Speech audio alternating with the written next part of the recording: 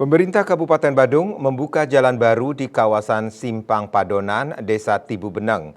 Upaya ini untuk memecah kemacetan di kawasan Jalan Raya Tibu Beneng, Canggu, Kuta Utara. Sejak 3 pekan terakhir, Badung melalui Dinas Pekerjaan Umum dan Penataan Ruang mulai melakukan pengerjaan jalan.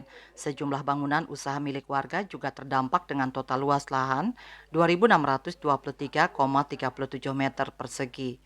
Setidaknya 13 bidang tanah terdampak. Proyek diawali dengan pengurukan limestone, sejumlah alat berat dan belasan dump truck untuk mengangkut material pembangunan jalan juga dikerahkan dari pagi hingga sore. Pengawas proyek Jalan Tibu Benang Canggu, I Gusti Ngurah Danu dan Ketut Antara mengungkapkan panjang pembangunan jalan ini yakni 334 meter dengan lebar jalan termasuk trotoarnya yakni 8 meter.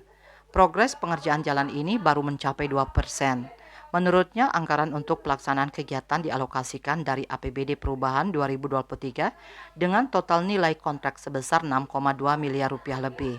Pengerjaan kontrak dimulai pada 3 November 2023 dan akan dikerjakan selama 56 hari kalender.